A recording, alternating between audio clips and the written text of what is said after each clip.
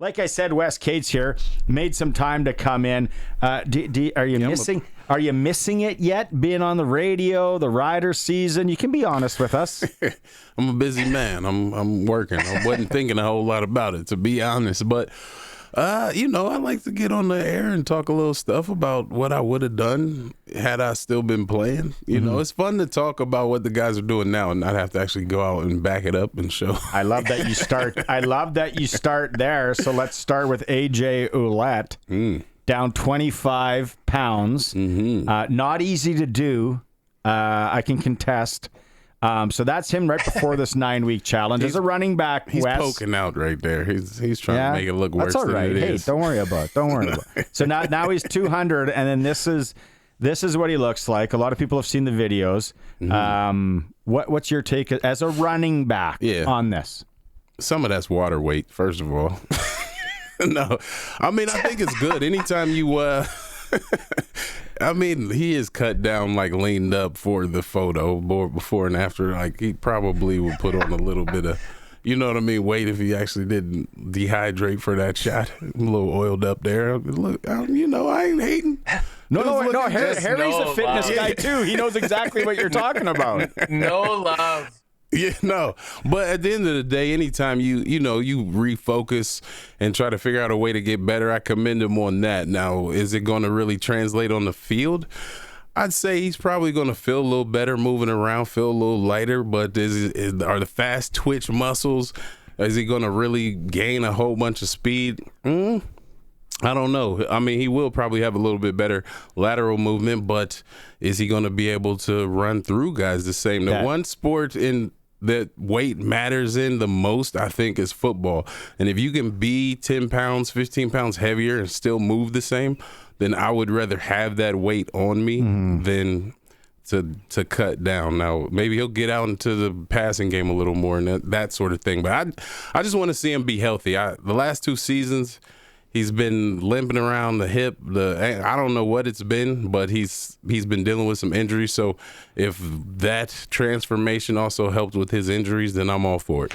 That's great that you brought up that point, because I want to say, if you're a running back and he's been in the league, he's been a running back for a long time as, collegiate into the league. Now you're used to running through guys. And now if you go 25 pounds less, you should be more shifty. You're carrying less weight. Hey, if you walk into the grocery store with no bags, you're faster than when you walk out with 25 pounds of bags. It's just how physics and everything works. Is that the mindset as a running back? How is that going to transform? No, I know exactly what you're getting at. It depends. You got to consciously tell yourself, yo, I'm lighter. I need to try to be a little shiftier because, I mean, he's used to running the way he's ran. And so when he's in the heat of the moment, he's probably going to go back to what he knows or what he's used to. So he's probably going to say, oh, let me lower the shoulder instead of being, let me try to sidestep out of this. So I think it'll be a lot about what the drills he was doing in the offseason, the drills he's going to do coming into camp, and just focusing on that and really trying to do drills that are going to make his body naturally try to change and do that. Like, you'd be surprised how much just working through drills can really just change your habits. And I remember my coach in Calgary, he used to always, my running backs coach, he used to always do a bunch of weird drills, and we'd be like, man, why you got us doing all these drills? And then as soon as we'd be watching film, like the day after a game, he'd be like, remember that drill I had you doing? You know what I mean? I'm like, yeah, okay, I get it. So yeah, some of that prep, that pregame prep, just trying to take advantage of his shiftiness or whatever gains he's made from this transformation. Yeah, we'll see. We'll just have to see if he makes that transformation mindset as well, and it translates on the field. I agree with what Wes said. I mean, the one thing that I noticed, there's really 2 kind of components to this transformation. One, I think it's from a mental standpoint, he probably feels better. He probably feels better about himself healthy-wise. He probably feels better about himself athletically. But like Wes said, unless he's consciously training those fast twitch muscles in that transformation, I don't think it's going to be that big of a difference And I think he is giving up 25 pounds, which is a big thing. So unless he's going to completely revamp his running style, the transformation's all well and good. It's also not sustainable. Like Wes said, like he's dehydrated. He's leaned out a little bit. He's got the photo session. He's greased up a little bit. Yes, it's not really sustainable because for a professional athlete to do and expend as much energy as he's going to be, he's going to have to put calories in, and that shred is going to get lost a little bit. But yeah, unless he's doing that fast twitch muscle stuff, it's not going to impact his game. Okay, so there are guys right now and girls probably going through the McDonald's drive-through, maybe having a beer, getting ready to go post-game Friday. Explain fast muscle twitch and what that means, the exercises you do. Well, I mean, you've got to be doing like some plyometrics. Yeah, like trying to bound and jump as high and as far as you can. Doing ladder drills, things like that are going to like force those quick twitch muscles to react and fire as quick as they can. And then some of that is just athleticism. Like some guys just have better quick twitch muscles than others. So, and he's an athlete. He's a heck of an athlete. And like when he's at his prime in Toronto, I was like, oh, this dude can run the ball. He can catch out the backfield, all that good stuff. But I never did I say, ooh, he's shifty. He's quick. He's this or that. So I just don't see how losing that weight is going to really turn him into a scat back. Basically, that's what we're talking about is okay,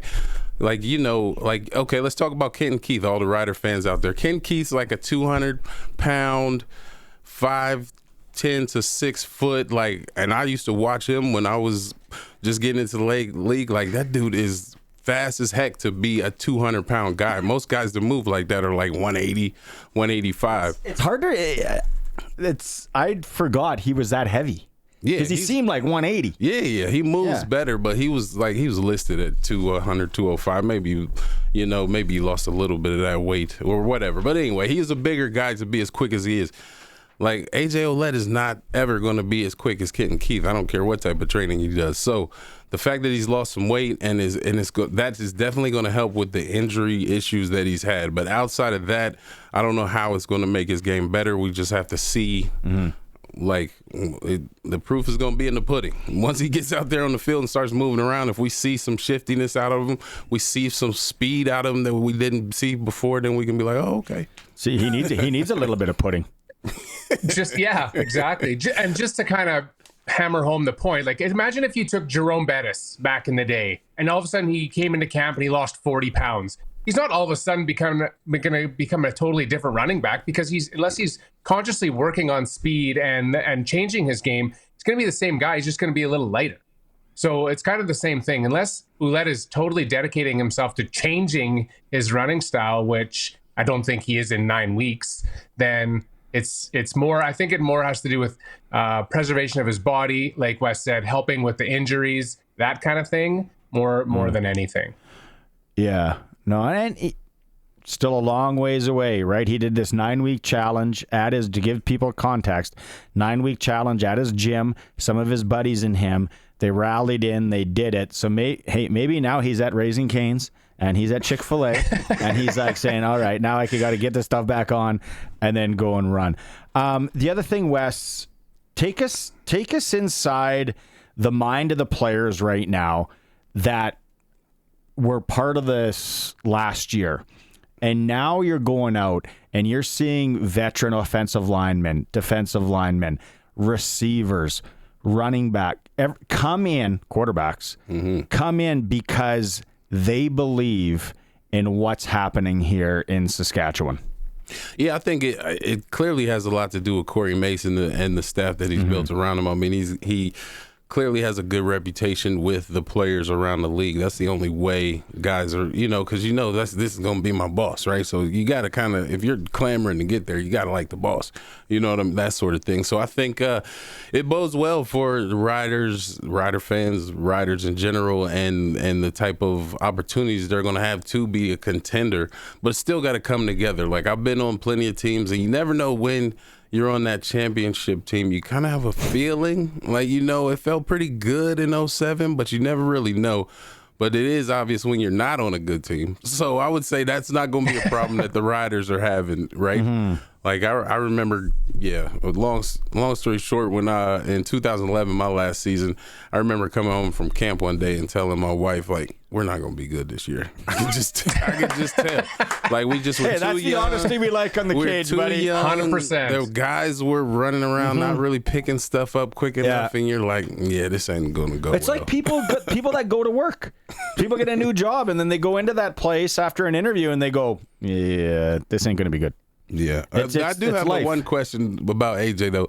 Was he kind of promoting? Like, was he talking big stuff about how he's going to be different this year, or did he just put the pictures up? No. He just put the pictures up, and then all us pigeons in the media are kind of just taking it now and running with it for a week and two because there's not much to talk about right now. Right?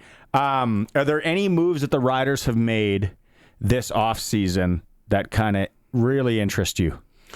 Well, that's the thing. I haven't paid a ton of attention. I was kind of, I don't know. There's nothing. As a running back, though, you got Philippe Gagnon comes in, right? They're trying to and they're trying to build that offensive line because what happened last year, which no one can foresee.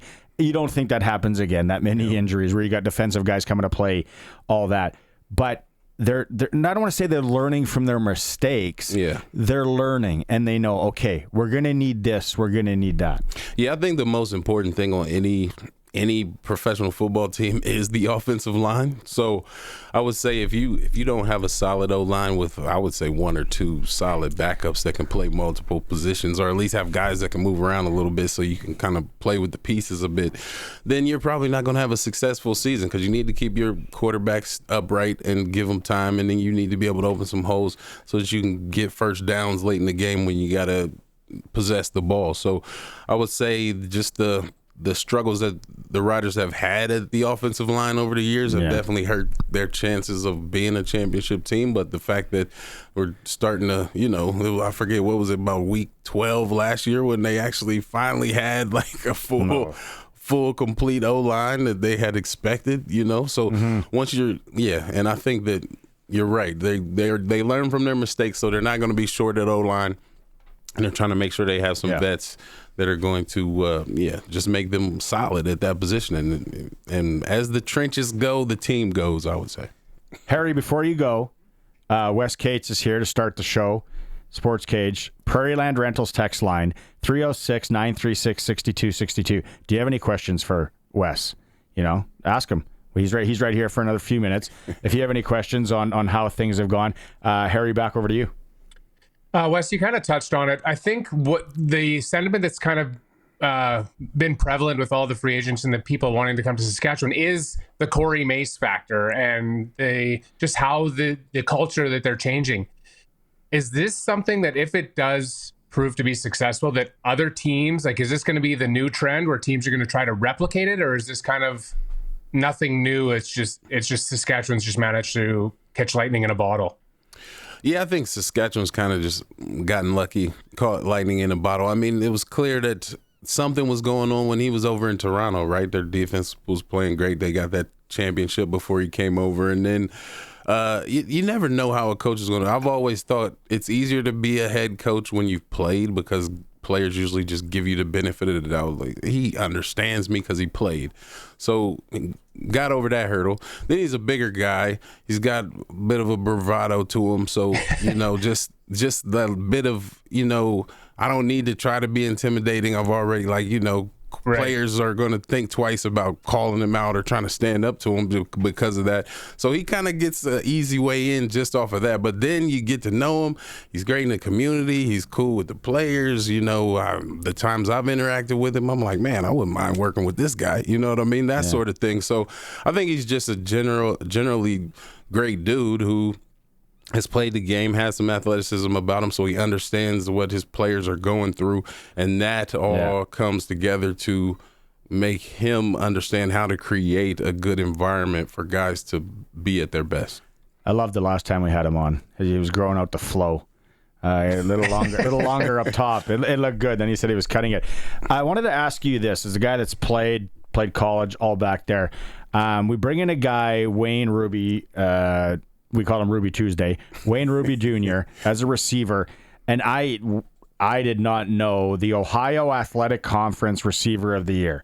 And I'm like, what is this? So take us through, obviously, SEC, right? And all these big conferences out there and big colleges, universities.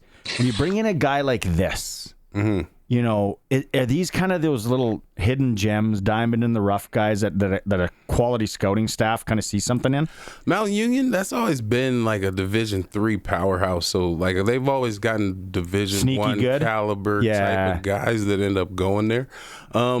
And if he's in Ohio, he's getting some of the best football education knowledge and challenges that he can. Like Ohio is an athletic state. Like whatever sport you play, there's going to be some good competition there. But football and basketball are at the top of the list. Like, you know what I mean? Just that Ohio, PA area is just always been known for great football. So he's getting good coaching being in Ohio. And I think. I'm from Ohio. You getting a dude from Ohio, that's half the battle. Are you okay? Before we let you go, thanks for stopping by. Are you following Ohio, Columbus, trying to make the playoffs here in the NHL? Are you following that at all? And are you following the Briar? Definitely not the Briar. Sorry, Canadians. No, but. And the Blue Jackets, I've been rooting for them. I haven't really been watching. It's hard for me to sit down and watch a hockey game. I try, y'all. It's hard. But this is the thing we've talked about on the show. I can go, but I cannot sit and watch. But I love that the Blue Jackets are finally, because they're in a tough division. So they've been taking L's and trying to find a way to get past, the Montreals or whatever. So I'm excited.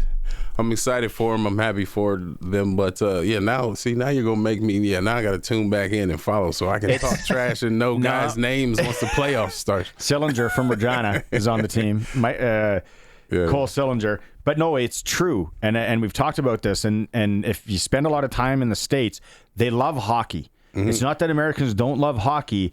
They can't watch it on TV. And then when you take a step back and you watch hockey on TV, unless you're Canadian, you played or what, it is hard to follow. It's like, what's going on? Where's the puck? What's going? But if you go to a game live, it's a party.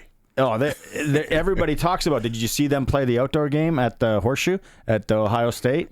I missed it. Damn. Yeah, that was big time. That was last weekend. That's an iconic stadium. Though. Yeah, and then play there. That was pretty cool. Yeah, no doubt. And you'll be happy to know that Saskatchewan and Manitoba are tied 1-1 going into the fourth at the Briar.